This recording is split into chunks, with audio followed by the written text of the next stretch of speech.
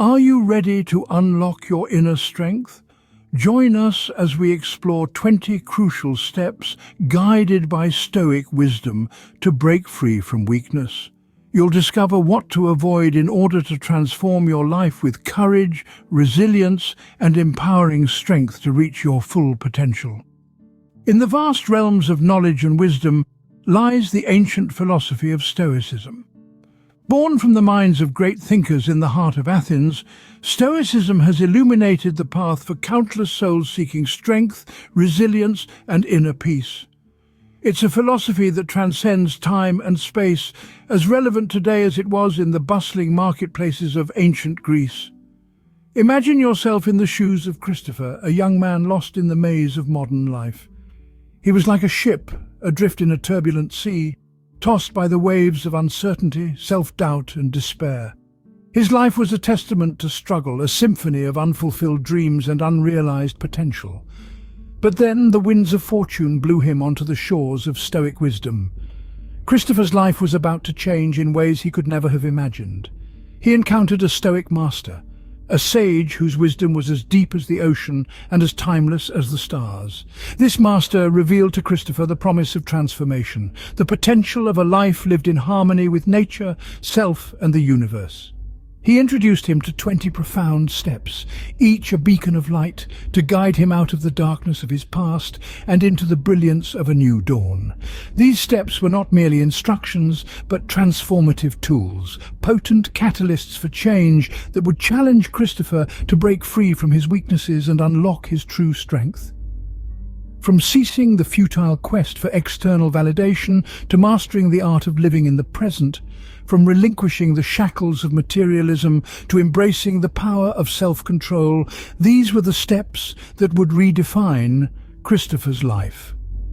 As we embark on this enlightening journey, remember Christopher's story is not just a tale of personal transformation. It's a testament to the power of Stoic wisdom, an invitation to each one of us to awaken our inner strength, to discover our potential, and to transform our lives. Christopher's journey begins, as does ours. Are you ready to walk this path with us? Christopher's transformation began with these first 10 steps. Step 1. Christopher stopped seeking external validation. He began to understand, as Epictetus once said, "Man is disturbed not by things, but by the view he takes of them." He realized his worth was not determined by others' opinions, but by his own actions and integrity. Step 2. He stopped worrying about things beyond his control. As Marcus Aurelius wisely noted, you have power over your mind, not outside events. Realize this and you will find strength. He started focusing on his reactions and responses which were within his control. Step 3. Christopher ceased dwelling on the past and worrying excessively about the future. He embraced Seneca's wisdom. We suffer more often in imagination than in reality. He learned to live in the present, finding peace in the now. Step 4. He stopped being consumed by negative emotions. Again, as Epictetus taught us, it's not what happens to you, but how you react to it that matters. Christopher began to understand that he had the power to choose his emotional response to any situation. Step 5. Christopher stopped placing too much importance on material possessions. Echoing the words of Seneca, "He who is brave is free," he realized that true freedom came from within and not from external trappings. Step 6. He stopped comparing himself to others. As Marcus Aurelius wisely stated, the happiness of your life depends upon the quality of your thoughts. He began focusing on his own personal growth and journey. Step 7. Christopher stopped blaming others for his circumstances. He embraced the wisdom of Epictetus. It's not what happens to you, but how you react to it that matters. He understood that he was the architect of his own life and took responsibility for his actions. Step 8. He stopped seeking pleasure as the ultimate goal. As Seneca reminded us, true happiness is to enjoy the present without anxious dependence upon the future. Christopher began seeking fulfillment and purpose instead of transient pleasure. Step 9. Christopher stopped being controlled by his desires and impulses. He was guided by Marcus Aurelius's words, "You have power over your mind, not outside events." He learned to control his desires, thereby gaining control over his life. Step 10. He stopped fearing death. Epictetus once said, "Death is nothing to us. When we exist, death is not, and when death exists, we are not." Christopher realized that fearing the inevitable was a waste of his precious time and energy. With these 10 steps, Christopher began to see changes in his life. But the journey was far from over. With 10 steps behind him, Christopher was ready to tackle the next 10. Step 11, Christopher stopped seeking external circumstances to align with his desires. The world is unpredictable, he mused. Why waste time trying to manipulate it? This echoes the words of Epictetus, who said, "We cannot choose our external circumstances, but we can always choose how we respond to them." Christopher learned to adapt to the world as it is, not as he wished it to be. Next, he stopped indulging in excessive pleasures. He realized he had been using pleasure as an escape from his problems. Seneca's words rang true. Slavery resides under the guise of excessive pleasures. Christopher chose to face his challenges head-on rather than hiding behind fleeting enjoyment. Step 13. Christopher stopped engaging in negative self-talk and self-criticism. He found that he was his own harshest critic. Marcus Aurelius once wrote, "Your mind will take the shape of what you frequently hold in thought." Christopher resolved to hold himself in a more positive light. Christopher also stopped trying to control others. He came to understand that he could only control his own actions and reactions. As Epictetus said, we should always be asking ourselves, is this something that is or is not in my control? Step 15 was to stop seeking constant external stimulation. Christopher was always looking for something to do, something to distract him from his thoughts. But Musonius Rufus pointed out we should fight against the need for constant pleasure that makes us slaves to our senses. Christopher started spending time in quiet reflection, learning to enjoy his own company. Christopher then stopped holding grudges and harboring resentment. He realized that these negative emotions were only hurting him, not the people he was angry with. As Seneca put it, anger, if not restrained, is frequently more hurtful to us than the injury that provokes it. Christopher chose forgiveness over resentment. The 17th step was to stop being attached to outcomes. I can't control the future, Christopher realized. All I can do is my best in the present. This aligns with the wisdom of Epictetus, who said, "Make the best use of what is in your power and take the rest as it happens." Christopher also stopped neglecting his physical and mental well-being. He began to exercise regularly and take time for self-care.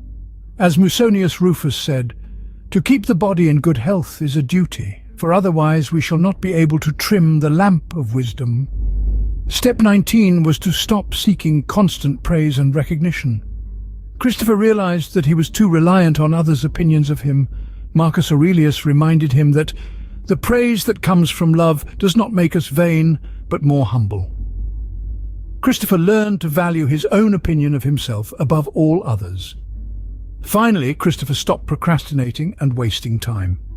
He realized that time is the one resource he could never get back.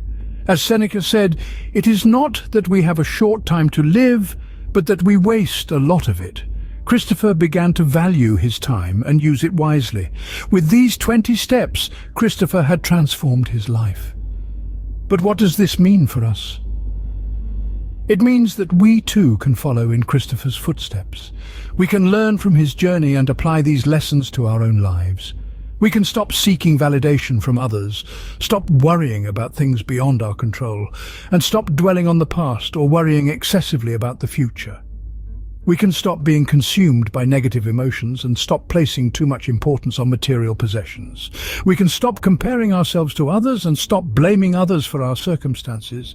We can stop seeking pleasure as the ultimate goal and stop being controlled by our desires and impulses. We can stop fearing death and stop seeking external circumstances to align with our desires. We can stop indulging in excessive pleasures and stop engaging in negative self-talk and self-criticism. We can stop trying to control others and stop seeking constant external stimulation.